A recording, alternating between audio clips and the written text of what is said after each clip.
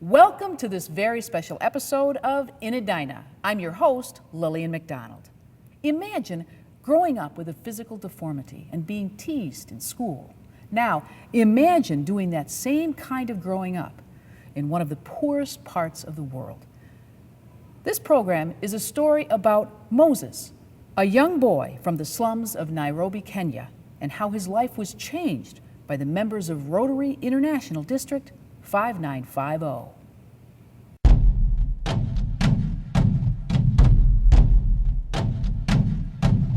The area where we're working, the Mathare slum, is one of the larger and certainly most dangerous slum probably in all of Africa. It's hard to get a handle on the exact population.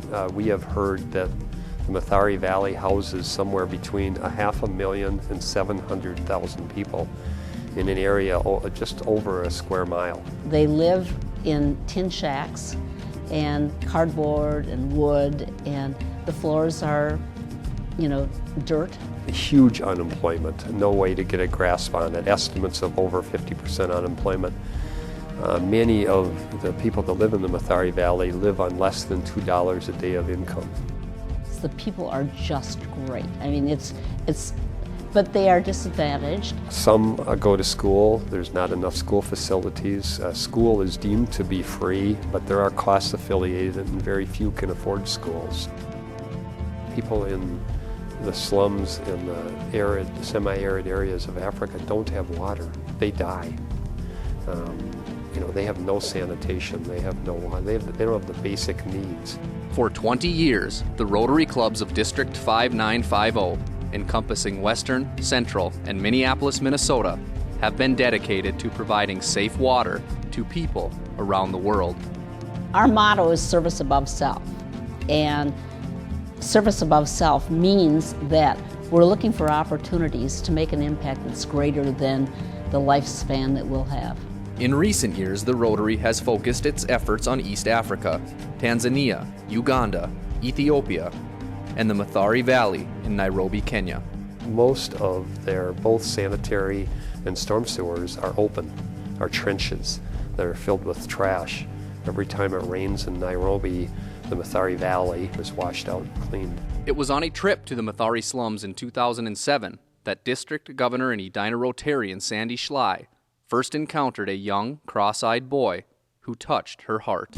I first met Moses outside the Inspiration Center, which would be like the youth center.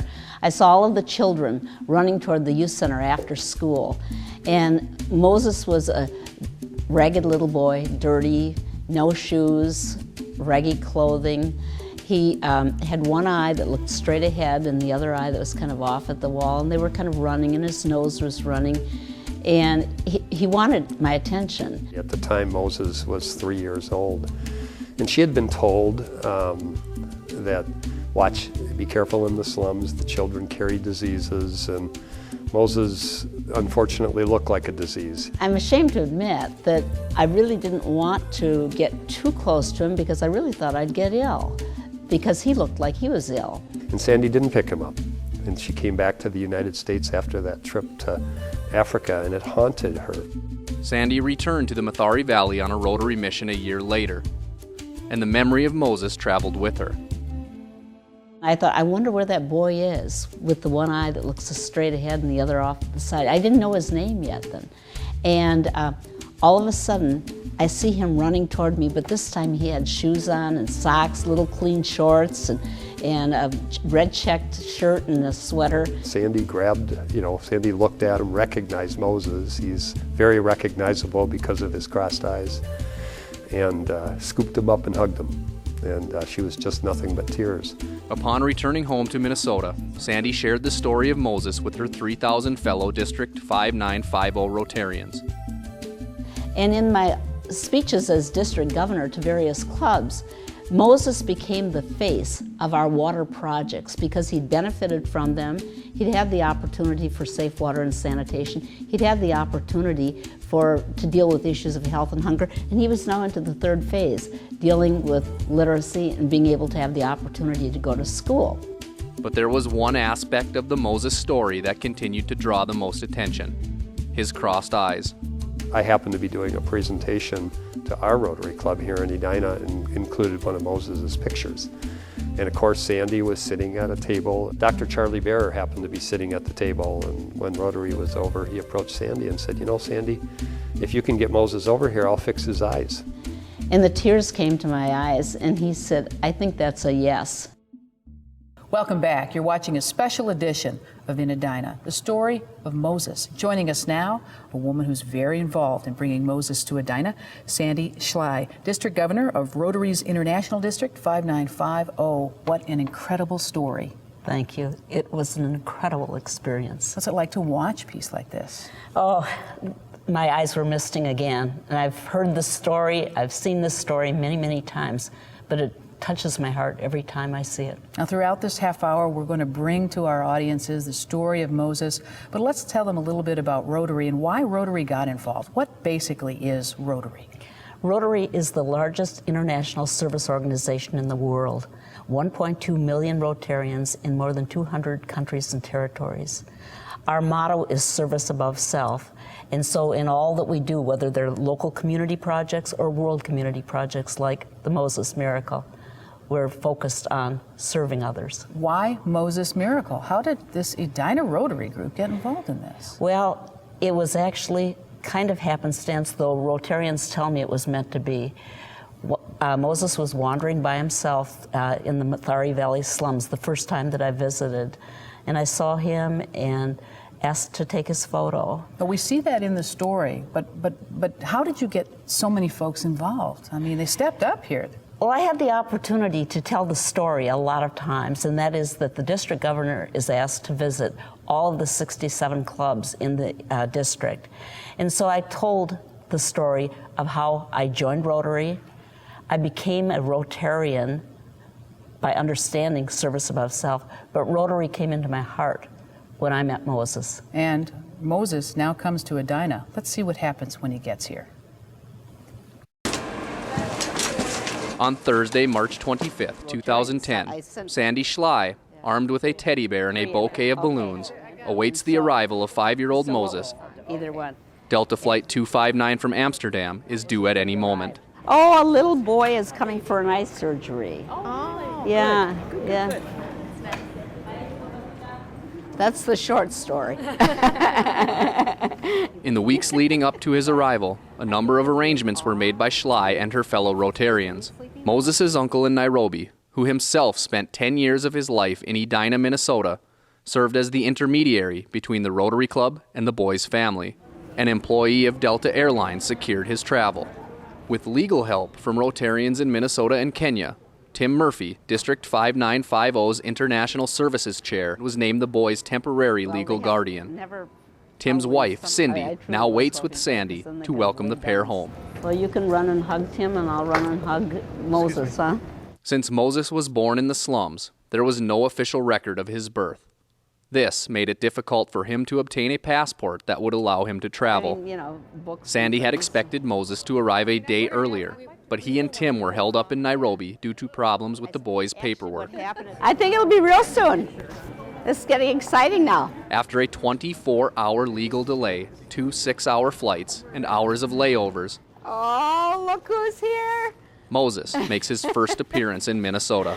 Oh, Moses. Sandy, hi there, is the first to welcome him. Do you have a smile for me? With cameras flashing, Moses remains timid, and it's evident that he is not fully aware of what is about to take place over the next 8 days. He's heard a lot of stories about what's going to happen, but I think he can't imagine, and I think he's absolutely struck right now. This is the boy's first trip away from home, and the kindness shown by Rotary has apparently also had a profound impact on the young child's 3 older siblings and single mother. The mother and siblings were there and crying when he left. But even amid the excitement, the reason Moses has come to Minnesota continues to stare back at the faces that welcome him here. Well, you can certainly tell he needs the surgery, can't you? Yeah.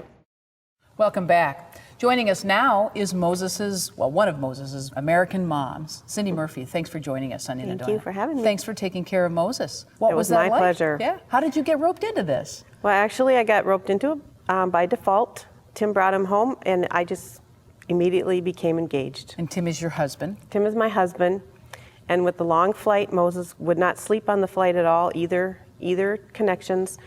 He was very tired, so I had Tim go get some rest, and I took over from there. What's it like to see the arrival of Moses and all the excitement? And did he realize where he was? No, I don't think he realized where he was or really what he was going to receive while he was here, but he wasn't a bit bashful and just got right into it.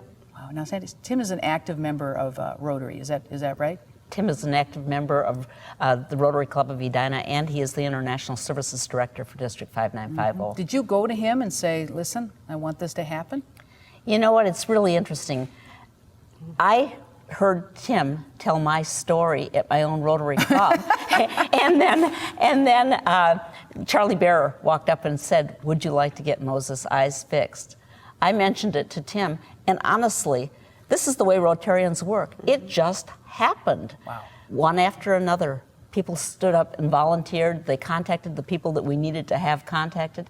And certainly Tim did a lot of that in his capacity as director. As the family did, and you have to admit, when you see the pictures of Moses, the charisma comes through this kid. Oh, he's and charming. It's easy to embrace that kind of charisma.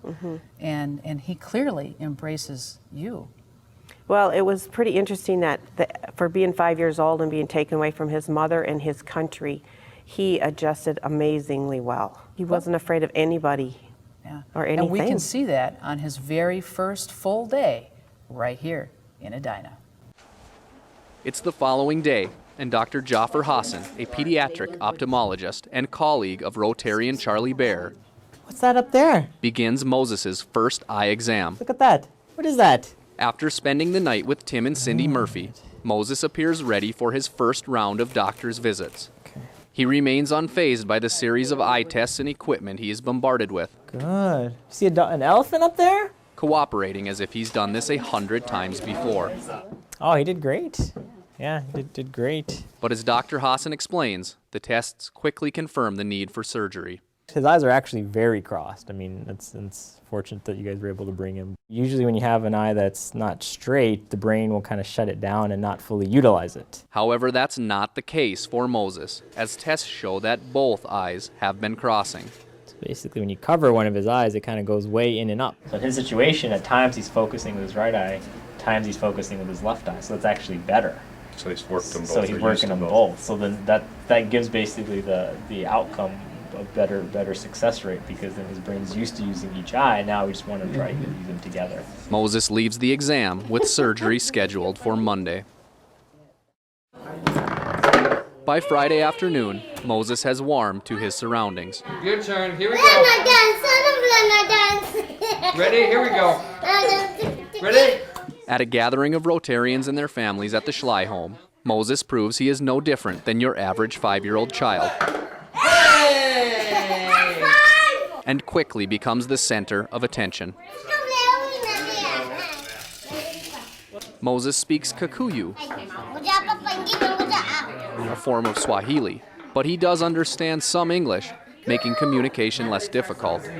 Moses will spend the weekend with the Schleys. This gathering gives him the opportunity to play with American children his own age. Moses shows he is very creative. Oh, I see. Despite his disadvantaged upbringing, he's even able to write his own name. However, when the people and gifts become too much for young Moses, he decides to take a break outside.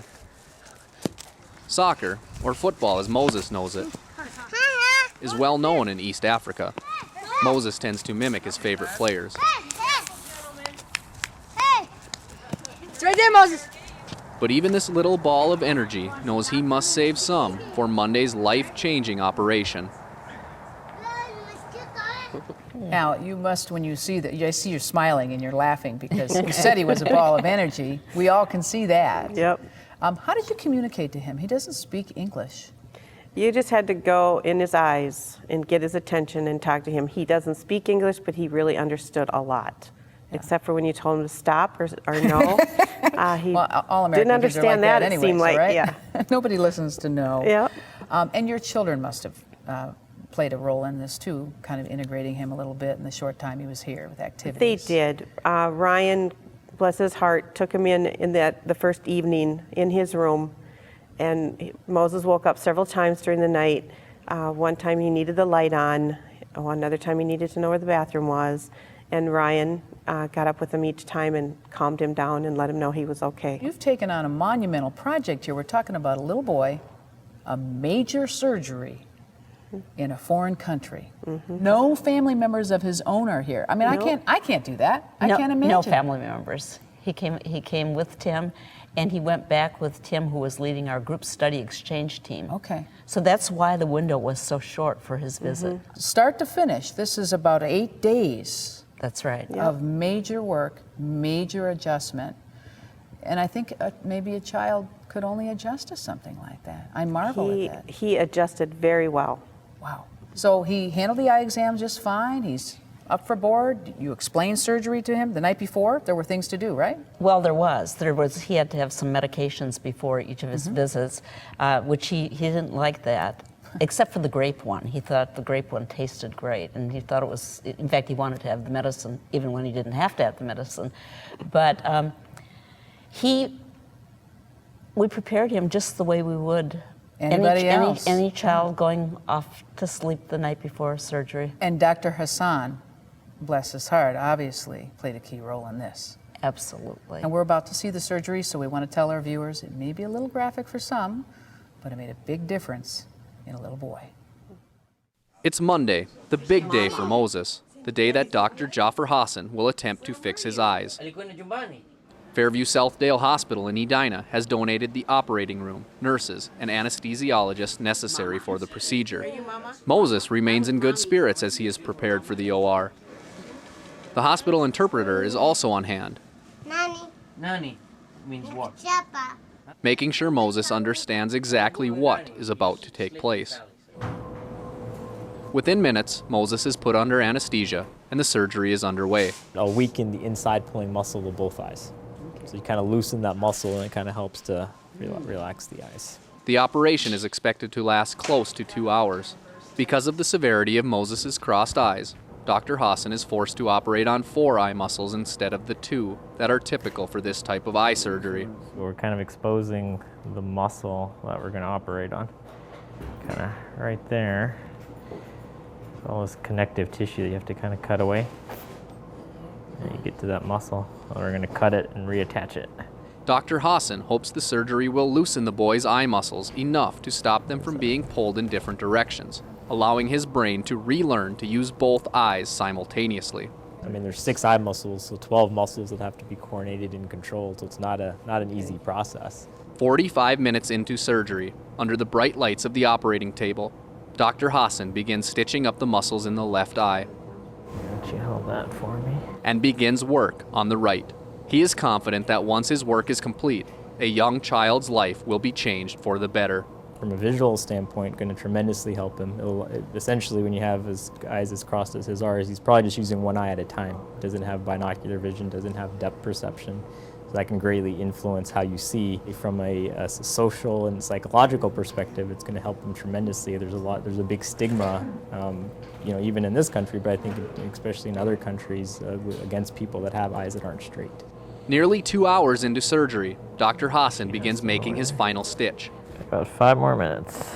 Moses is then taken to recovery, where his Minnesota family awaits to find out if the operation was a success. It's the day after eye surgery, and although swollen and watery, the results are already apparent. Only time will tell whether these once crossed eyes will stay straight. But for the first time in his life, Moses is able to look with both eyes at the same time.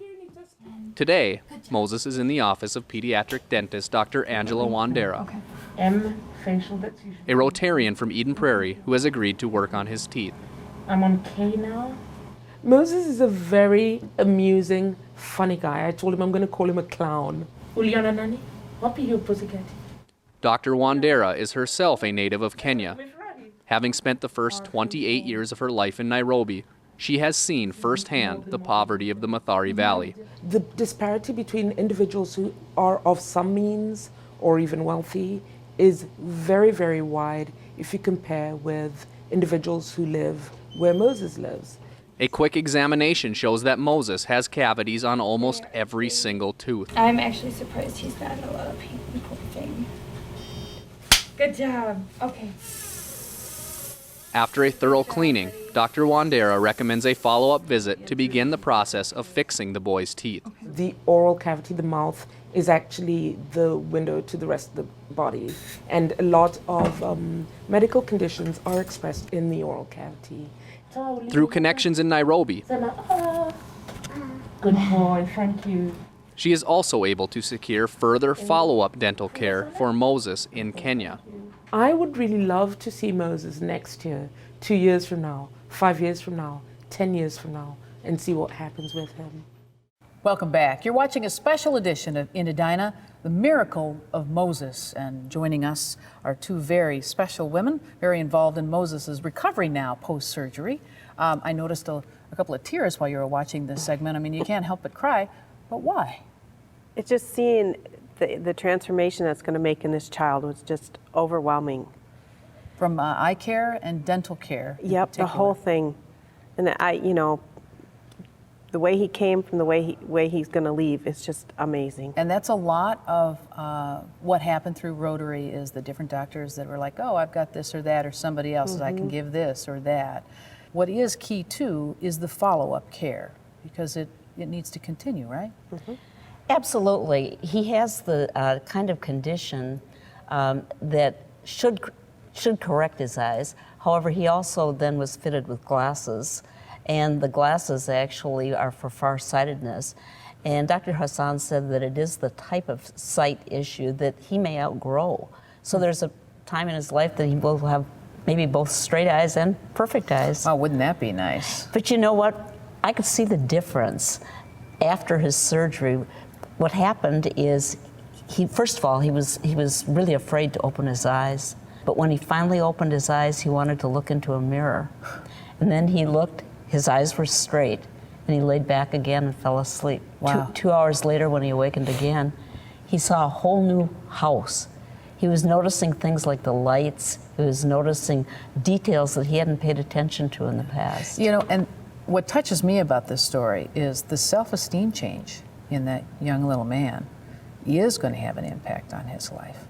Absolutely. And he, in turn, can help others, which is really cool. I think that's awesome. There's a lot of this story to tell, but we want to keep seeing, and all the dental work he received as well, which we should thank the doctor for all of that. And her connection, marvelous. Unbelievable. Marvelous. She, too, is from Kenya and could relate. But it is time to go. He came for a purpose. There was work to be done. He's on his way, and we send him off. It's been 3 days since eye surgery. Fitted with glasses to aid in healing his eyes, and a number of crowns to fight the decay in his teeth, Moses is hardly recognizable. He and his guardian, Tim Murphy, are scheduled to fly back to Nairobi tomorrow. Yay! Yay!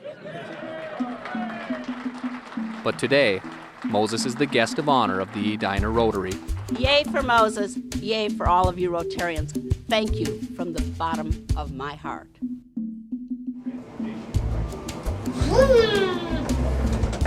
On Friday, April 2nd, Moses waits with the Murphys for his flight home. It's been an eventful 8 days for the young, formerly cross-eyed boy from the slums of Nairobi. But the people who brought him here are hopeful for his future. He will have an appearance that is normal, and that will certainly, make a difference to just, people will look at him for who he is as a person, as opposed to what's wrong with him. With birth defects such as in the intense cross-eyed situation that Moses had, Children are squandered away and considered less of a person. They're the last to get chances in life. What is the hope for a young child that's growing up in poverty over there in Kenya, someone like Moses? What's their outlook for the future? I wish I could say it was wonderful. It isn't. It's grim. Moses is just one child, but he is one child, and we're making a difference. Moses has a great chance to break out of the slums. My hope is that he will be and become someone in Kenya that will make a difference, not only now when he goes back among his classmates, but for the rest of his life. So Moses says farewell, for now, with a much brighter and clearer future awaiting him. He'll be missed by those whose lives he touched, and the hope is that his life has been touched in the process. And I wouldn't be surprised if we'll see him come back here as a scholar, you know, and making a difference in the world. Wow. I'm not sure I can continue this interview. It's a great shot when you're saying goodbye. Mm-hmm. Wow. What's that like, seeing him leave? It was very hard. I knew he was going back to where he came from, and there was nothing we could do about it at that point. So he was ready. You had to let him go. Yep, and he was ready. You know, people touch our lives, Yep. and they serve a purpose, and there is transition. And even you say it in the interview when asked, what's his future? Nobody knows. It's true, no one knows, but it certainly is a much brighter future than it could have been before this. It's wonderful. There's the old saying that your children are only on loan from God. Mm-hmm. God gave us a gift, Right. Moses. Well, I want to thank the Rotary Club for giving the gift to Moses, and I know he made a difference in all of your lives. It's clear he made a difference in both of your lives. Just a couple of quick questions. Logistically, how all the expenses came through Rotary and contributions from others? That's huge, stepping up. The follow work continues in much the same way? Absolutely. The relationship with Rotarians is that you have collaborative clubs. So we actually are working in Mathare Valley with a young club called the Langata Club. And that club, where his uncle has been a member, will help with the follow-up. Angela Wandera has already made contacts with Kenyan dentists that will do the follow-up. So Rotary is an organization of business professionals, and so it's that network that we'll work through. Before we close the program, I just want to ask a couple quick questions, short answers if you can. What did you get out of it? I think he got way more out of it than we could have ever imagined. I was very fortunate to be able to experience this whole thing. It's like I said, I got into it by default, and I'm very blessed that I did. You can thank your husband for that. Thank you. And for the Rotarians? Oh, it's been a wonderful gift for the Rotarians. It's put a face on our water projects. We actually have been very, very active in East Africa, and this was an opportunity for Rotarians to actually see someone who has come from the area that we're serving and benefited. Yeah, it's cleaning up a country and helping them get on their feet. Absolutely. Making a huge difference in the lives of others. That is the majority world. Yeah. Well, thank you both very much for doing all of your work on the miracle of Moses. And thanks to our producer of this program, Nathalie Gage, and our reporter, Marty Dahl, and all of the Edina 16 crew. You guys did great work. Thanks to all of you for watching our story. If you would like more information about the Moses Miracle or the Rotary Club, please visit www.rotary5950.org. You've been watching a special edition of In Edina. I'm your host, Lillian McDonald. Until next time, make it a great day.